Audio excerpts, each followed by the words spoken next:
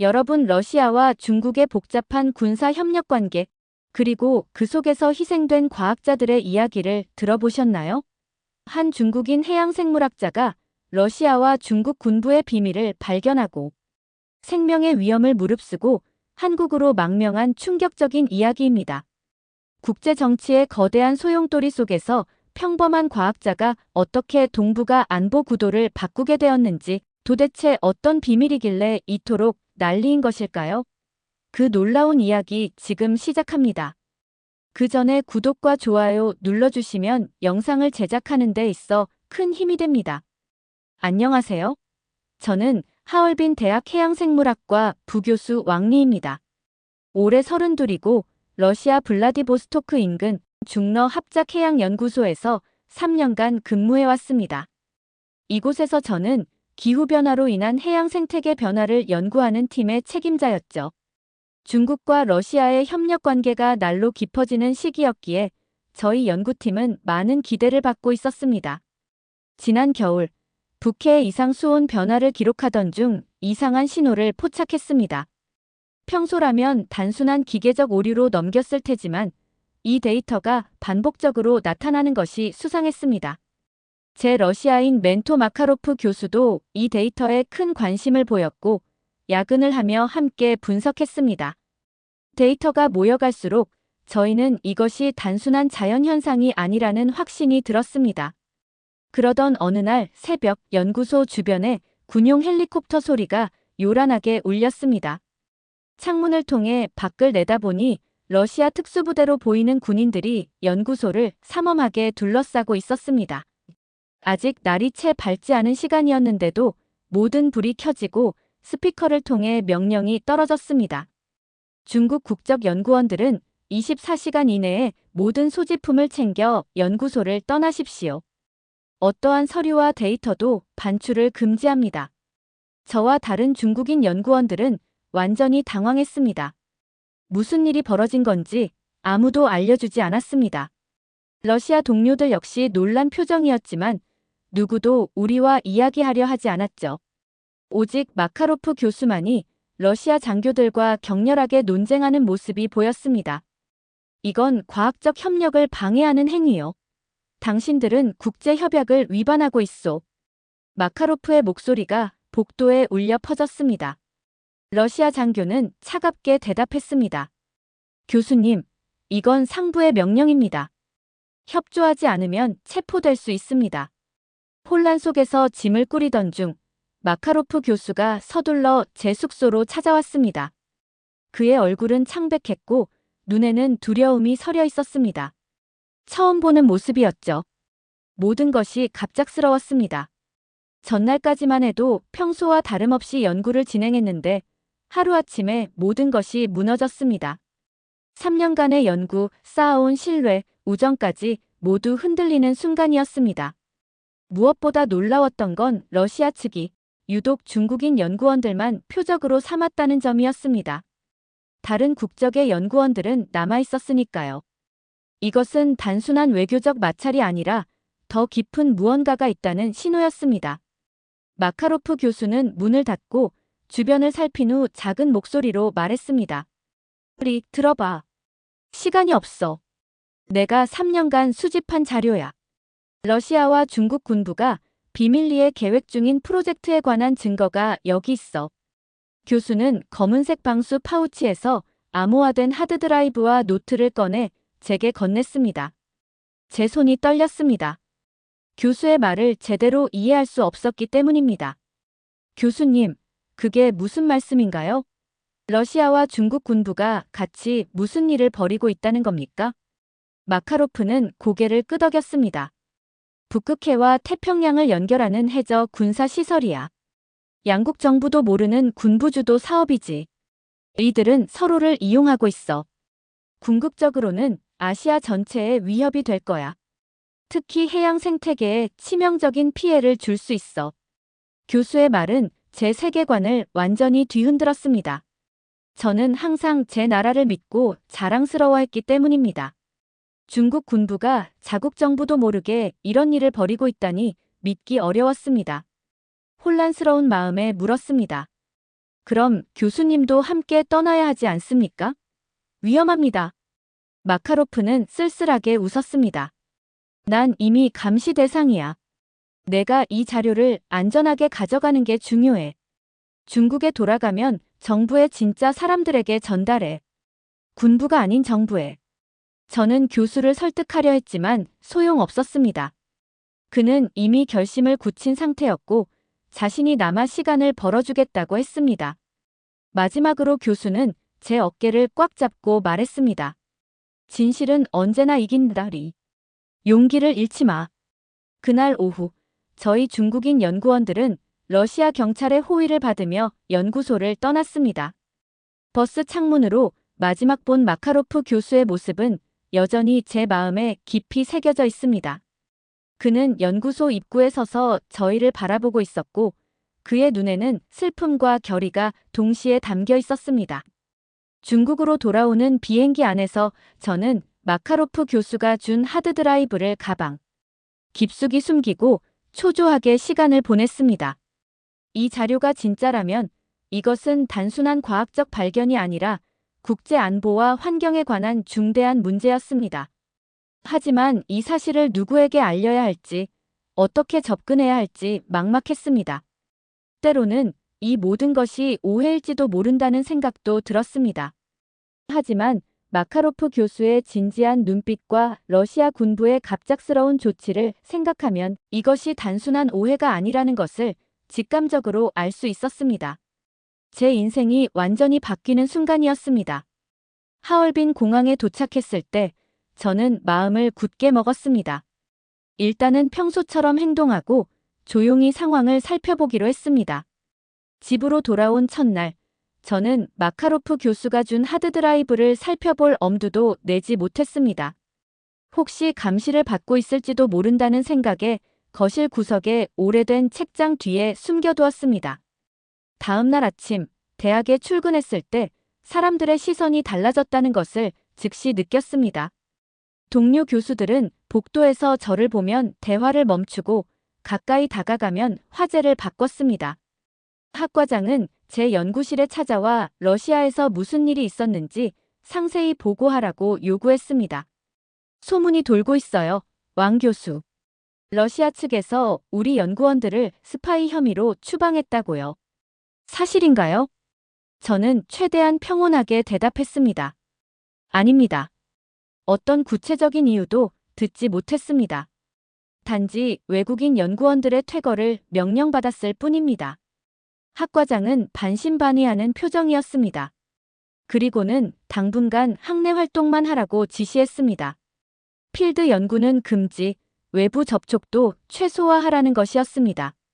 사실상의 감시 조치였습니다. 일주일이 지난 후 더 이상 기다릴 수 없다고 느꼈습니다. 늦은 밤 모든 창문을 가리고 노트북의 카메라와 마이크를 테이프로 막은 후 하드드라이브를 열어보았습니다. 암호는 마카로프 교수와 제가 공유했던 첫 논문의 출판 날짜였습니다. 하드드라이브에는 수백 개의 파일이 있었습니다.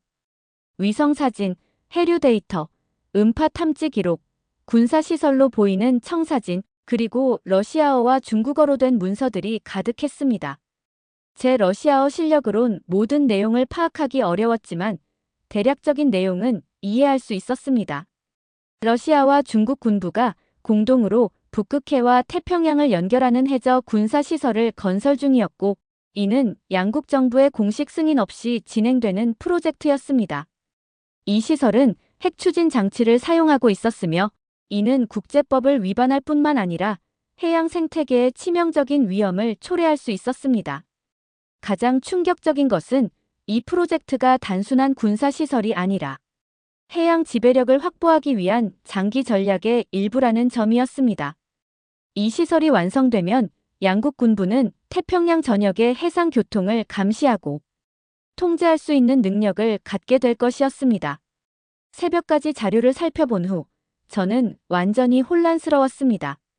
애국자로서 저는 제 나라를 사랑했지만 과학자로서 환경 재앙을 초래할 수 있는 이런 프로젝트를 묵과할 수는 없었습니다. 더구나 이것이 정부도 모르는 군부의 독단적 행동이라면 이를 알리는 것이 오히려 국가를 위한 일이 아닐까요? 다음 날부터 저는 조심스럽게 이 정보를 전달할 방법을 찾기 시작했습니다. 하지만 곧 이것이 얼마나 위험한 일인지 깨닫게 되었습니다. 누구를 믿어야 할지, 누가 이 정보를 제대로 처리할 능력과 의지가 있는지 판단하기가 너무나 어려웠습니다. 처음에는 대학 내 신뢰할 수 있는 동료들에게 조심스럽게 접근했습니다. 환경공학과 린 교수는 오랜 친구였기에 먼저 그에게 이야기를 꺼냈습니다. 그러나 린의 반응은 예상 밖이었습니다. 미쳤어? 그런 이야기를 함부로 하면 내 경력이 끝장나. 게다가 그건 애국심에도 어긋나는 일이야. 난 아무것도 듣지 않았다고 할 테니 너도 이런 얘기는 그만해. 다음으로 환경부에 익명의 제보를 하려 했으나 온라인 시스템은 모두 추적 가능했고 직접 방문은 너무 위험해 보였습니다. 결국 환경 NGO에 익명으로 일부 자료를 보냈지만 그들도 이 문제의 규모에 압도된 듯 했습니다. 이런 정보의 출처가 불분명하고 내용이 너무 민감해서 저희가 다룰 수 있는 범위를 넘어섭니다. 정부 기관에 문의하시는 게 좋겠습니다. 점점 고립되어가는 느낌이었습니다. 대학에서도 저에 대한 감시가 강화되는 것 같았습니다. 갑자기 제 강의 일정이 줄어들고 연구실 출입에도 제한이 생겼습니다. 동료들은 저를 피했고 학생들조차 저와 대화하는 것을 꺼리는 듯 했습니다. 그러던 어느 날 국영 뉴스에서 충격적인 보도를 보게 되었습니다. 러시아에서 추방된 중국인 연구원들 중 일부가 러시아 스파이 활동을 한 혐의가 있다는 의혹이 제기되었습니다. 관련 당국은 현재 조사 중에 있습니다. 이름은 언급되지 않았지만 저를 향한 경고임이 분명했습니다. 그날 밤 집으로 돌아오는 길에 검은색 차가 저를 미행하는 것을 느꼈습니다. 공포와 절망감이 밀려왔습니다. 누구에게도 도움을 요청할 수 없는 상황이었습니다. 그렇게 한 달이 지났을 때 뜻밖의 연락이 왔습니다. 대학원 시절 함께 연구했던 한국인 친구 박지훈이었습니다. 저희는 국제환경 콘퍼런스에서 만나 함께 북극 해빙 연구로 상을 받은 적이 있었죠. 메시지는 간단했습니다. 우리 너의 상황을 들었어. 도움이 필요하면 연락해. 한국에서는 마카로프 교수의 실종에 관심을 가지고 있어. 처음에는 이것이 함정인지 의심했습니다.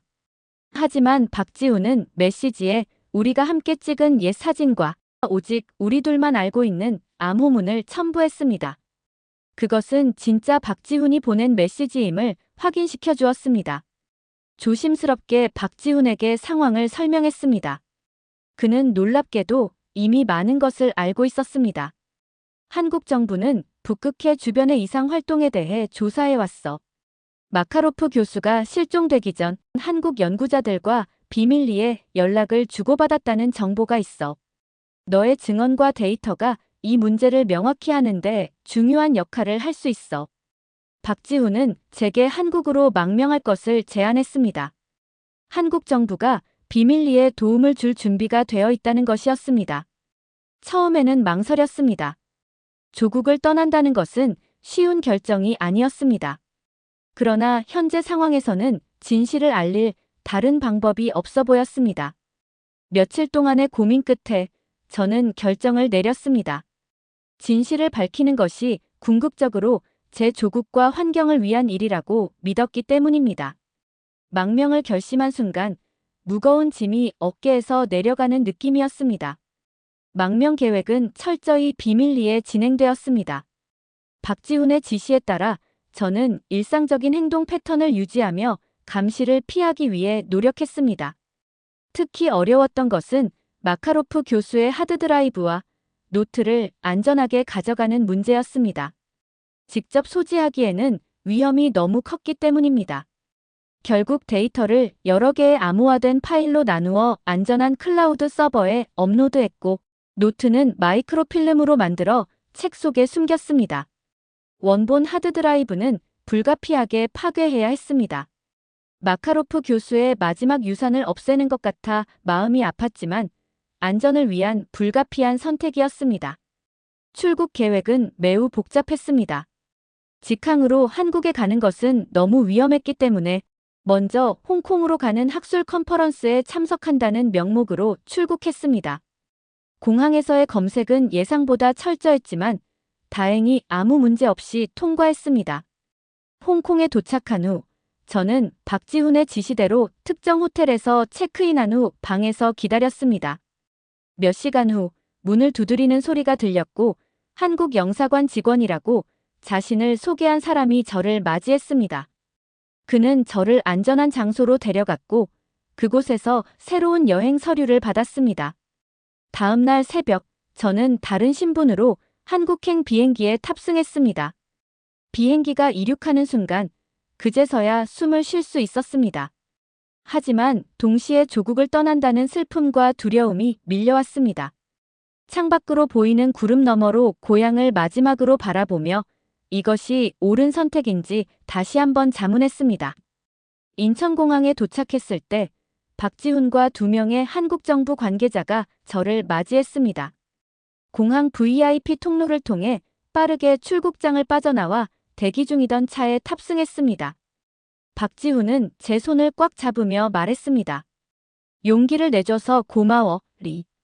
이제 안전해. 차는 서울로 향했고 도착한 곳은 한국 국가안보연구소였습니다. 그곳에서 저는 보안 브리핑을 받았고 앞으로의 일정과 절차에 대한 설명을 들었습니다. 한국 정부는 저의 망명을 공식적으로 인정했고 마카로프 교수의 데이터를 심층 분석할 계획이라고 했습니다. 저에게 제공된 숙소는 작지만 안락했습니다. 창문으로 보이는 서울의 야경이 낯설면서도 아름다웠습니다. 그날 밤 오랜만에 편안하게 잠을 잘 수 있었습니다. 비록 불확실한 미래가 기다리고 있었지만 적어도 당장의 위험에서는 벗어났다는 안도감이 들었습니다. 다음 날 아침 박지훈이 숙소로 찾아왔습니다. 그는 제게 한국에서의 새로운 삶에 필요한 기본적인 물품들을 가져왔고 앞으로의 일정을 설명해 주었습니다. 내일부터 대전에 있는 주 연구소로 이동할 거야. 그곳에서 마카로프 교수의 데이터를 함께 분석할 거고 너의 증언도 녹화할 예정이야. 걱정하지 마. 모든 것이 익명으로 처리될 거야. 처음으로 한국 거리를 걸으며 저는 이 나라에 대해 거의 아는 것이 없다는 것을 깨달았습니다. 학술적으로만 접했던 한국이 이제는 제 새로운 보금자리가 되었습니다. 낯선 언어와 문화 속에서 적응해야 한다는 사실이 부담스러웠지만 동시에 새로운 시작에 대한 희망도 느꼈습니다. 무엇보다 놀라웠던 것은 한국 정부의 효율성과 전문성이었습니다. 그들은 제 상황을 매우 심각하게 받아들이고 체계적으로 대응하고 있었습니다. 러시아와 중국 군부의 비밀 프로젝트가 한국에도 직접적인 안보 위협이 된다는 것을 이해하고 있었습니다. 다음 날, 저는 대전에 위치한 국가안보연구소로 이동했습니다. 현대적인 건물과 첨단 장비를 갖춘 이 연구소는 제가 상상했던 것보다 훨씬 인상적이었습니다. 특히 데이터 분석 시스템은 하얼빈 대학에서 사용하던 것보다 몇 세대 앞선 기술이었습니다. 박지훈은 저를 연구팀에 소개했습니다. 팀은 해양학자, 군사 전문가, 환경과학자, 데이터 분석가 등 다양한 분야의 전문가들로 구성되어 있었습니다. 모두 영어를 유창하게 구사해서 의사소통에는 큰 문제가 없었습니다. 왕 박사님, 마카로프 교수의 데이터는 이미 일부 복구에 성공했습니다. 하지만 교수님의 전문적인 해석이 필요한 부분이 많습니다. 팀장인 김 박사의 말에 저는 깊은 인상을 받았습니다. 그들은 이미 데이터 분석을 시작했고 상당한 진전을 이루고 있었습니다. 저는 즉시 작업에 합류했습니다. 그날부터 저희는 밤낮 없이 데이터를 분석했습니다. 마카로프 교수가 수집한 정보는 퍼즐 조각처럼 흩어져 있었지만 한국 연구팀의 첨단 분석 도구 덕분에 빠르게 전체 그림이 드러나기 시작했습니다. 러시아와 중국 군부가 북극해와 태평양을 연결하는 해저 군사, 통신망과 감시 시스템을 구축하고 있다는 사실이 확인되었습니다. 더욱 충격적인 것은 이 시설이 핵 추진 장치를 사용한다는 점이었습니다. 이는 국제법을 명백히 위반할 뿐만 아니라 해양 생태계에 치명적인 위험을 초래할 수 있었습니다. 이건 단순한 군사시설이 아니에요. 해저 생태계를 완전히 파괴할 수 있는 수준입니다. 제 말에 연구팀은 심각한 표정으로 고개를 끄덕였습니다.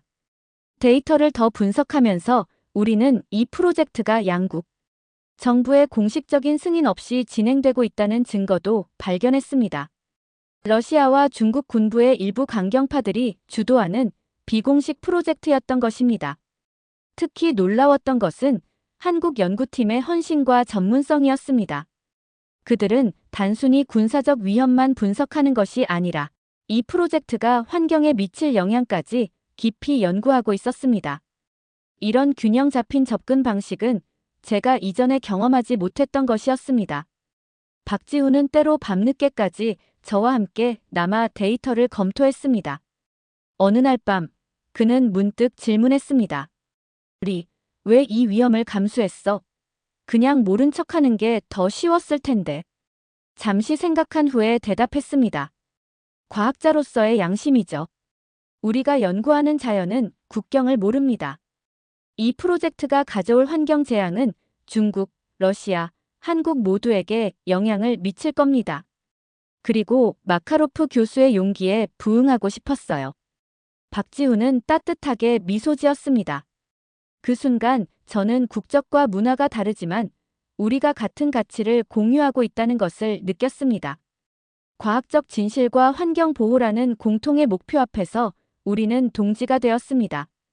연구를 진행하면서 저희는 러시아와 중국 군부가 이 프로젝트를 통해 달성하려는 궁극적인 목표도 발견했습니다. 그것은 태평양 전역의 해상 교통을 감시하고 통제할 수 있는 능력을 확보하는 것이었습니다. 이는 한국을 포함한 모든 아시아 국가들의 안보에 심각한 위협이 될 수 있었습니다. 한 달여간의 집중적인 연구 끝에 저희는 충분한 증거를 확보했습니다. 이제 남은 것은 이 정보를 어떻게 활용할 것인가 하는 문제였습니다. 한국 정부는 신중하게 국제사회에 이 문제를 제기하기로 결정했습니다. 그리고 저는 증인으로서 중요한 역할을 맡게 되었습니다. 한국 정부가 국제사회에 러시아와 중국 군부의 비밀 프로젝트에 관한 증거를 공개하기로 결정한 날, 저는 극도로 긴장했습니다. 그것은 제 인생에서 가장 큰 도전이었고 결과를 예측할 수 없는 모험이었습니다. 정보 공개는 단계적으로 진행되었습니다.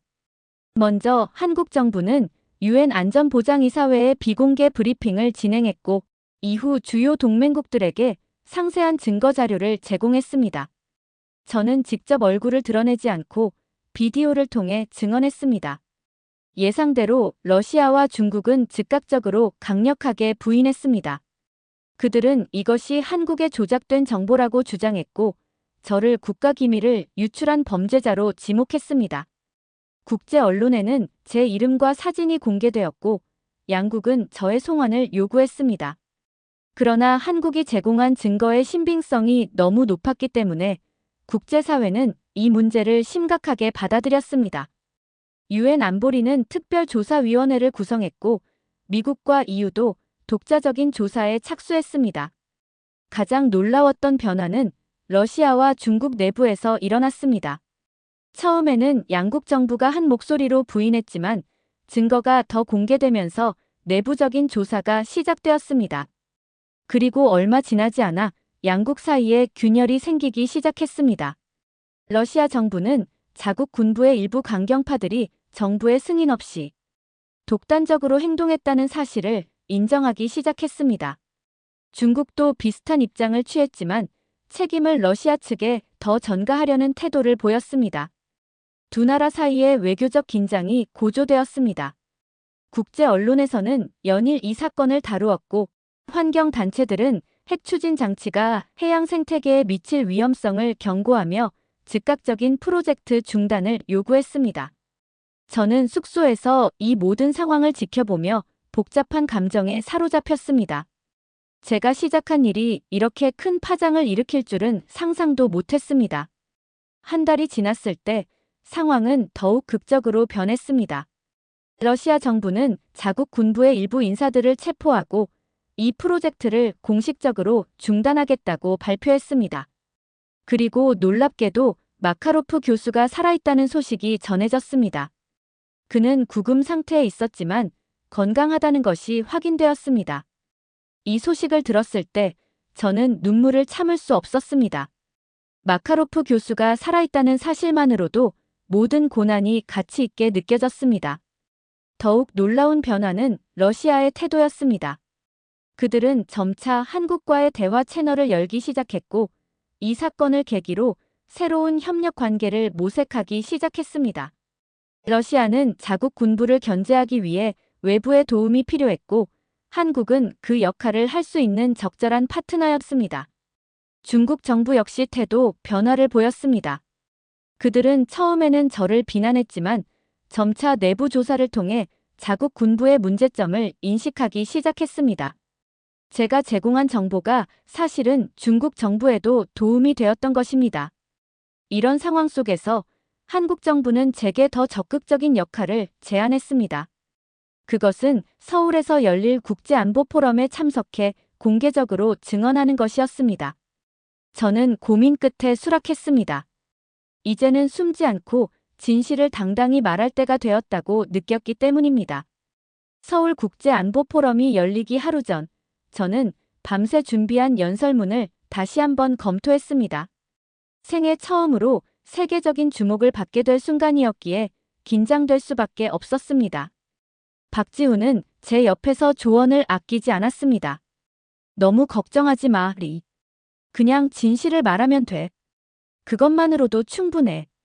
다음 날 아침, 포럼장에는 전 세계에서 온 외교관, 군사 전문가, 환경학자들로 가득 찼습니다. 저는 무대 뒤에서 심호흡을 하며 마음을 가다듬었습니다. 그리고 마침내 제 이름이 호명되었습니다. 단상에 올라 객석을 바라보니 수백 명의 사람들과 카메라 플래시가 보였습니다. 목이 메었지만 마카로프 교수를 생각하며 용기를 냈습니다. 안녕하세요. 저는 왕리입니다. 하얼빈 대학 해양생물학 교수였고 지금은 한국의 망명한 과학자입니다.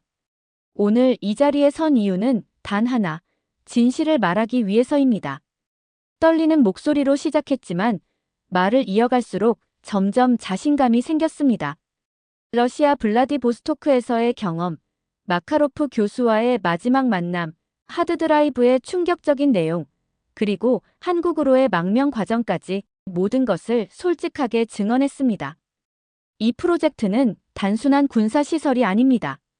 이것은 해양 생태계 전체를 위협하는 환경 재앙이 될 수 있습니다. 핵 추진 장치의 사용은 수십 년간 회복할 수 없는 피해를 초래할 것입니다. 과학자로서 그리고 인간으로서 저는 이를 묵과할 수 없었습니다. 청중들은 숨죽여 제 이야기를 들었습니다. 발표가 끝난 후 질의응답 시간에는 날카로운 질문들이 쏟아졌지만 저는 최대한 정직하게 대답했습니다. 특히 조국을 배신했다는 비난에 대해서는 이렇게 답했습니다. 저는 중국을 배신한 것이 아닙니다. 오히려 제 조국의 진정한 이익을 위해 행동했다고 믿습니다. 이 비밀 프로젝트는 중국 정부도 모르는 일부 군부의 독단적 행동이었고, 이는 결국 중국 국민과 환경에도 해를 끼칠 수 있는 일이었습니다. 포럼이 끝난 후 뜻밖의 소식이 전해졌습니다. 러시아 정부가 마카로프 교수의 석방을 공식 발표한 것입니다. 그리고 더욱 놀라운 것은 러시아가 한국과 새로운 환경안보 협력 관계를 선언했다는 소식이었습니다. 다음 날 한국, 러시아, 중국은 공동 기자회견을 통해 동북아 해양 환경 보호를 위한 3국 공동 연구센터 설립 계획을 발표했습니다. 이 센터는 서울에 본부를 두고 세 나라의 과학자들이 함께 연구하는 플랫폼이 될 것이라고 했습니다. 그리고 한 달 후 저는 마카로프 교수와 재회할 수 있었습니다. 러시아 정부의 허가로 그는 서울을 방문했고 공항에서 우리는 감격의 포옹을 나누었습니다. 마카로프 교수는 여전히 지치고 야윈 모습이었지만 그의 눈에는 여전히 강한 의지가 빛나고 있었습니다. 내가 해냈구나, 리. 내가 항상 믿었던 대로야. 진실은 결국 이긴다. 마카로프의 말에 저는 다시 한번 눈물을 참을 수 없었습니다. 그 모든 위험과 고난이 이 순간을 위한 것이었음을 느꼈습니다. 이후 저는 서울대학교 해양연구소의 객원 교수로 초빙되어 새로운 삶을 시작했습니다.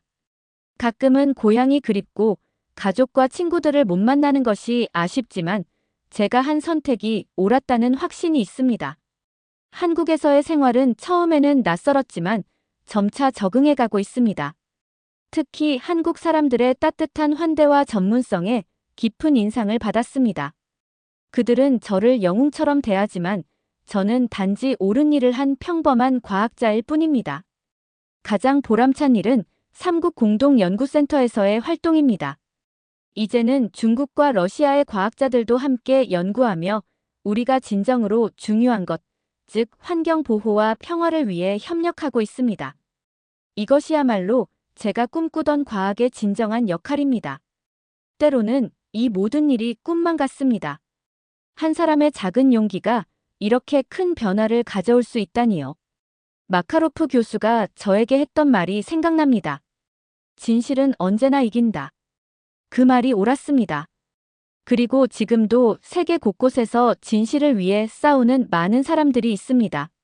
저의 이야기가 그들에게 조금이나마 용기가 되길 바랍니다. 세상은 우리의 작은 행동으로 변할 수 있습니다. 제가 그것을 증명했으니까요. 이제 저는 새로운 연구와 강의를 통해 한국 사회에 기여하고자 합니다. 비록 조국을 떠났지만 과학자로서의 사명은 변함없습니다. 언젠가는 상황이 바뀌어 중국으로 돌아갈 수 있기를 희망합니다. 그때까지 저는 여기 한국에서 진실과 환경 보호를 위해 계속 노력할 것입니다. 오늘의 이야기 어떠셨나요? 여러분의 생각이나 경험을 댓글에 남겨주세요. 이 영상이 마음에 드셨다면 구독과 좋아요 부탁드릴게요. 다음 영상에서 만나요.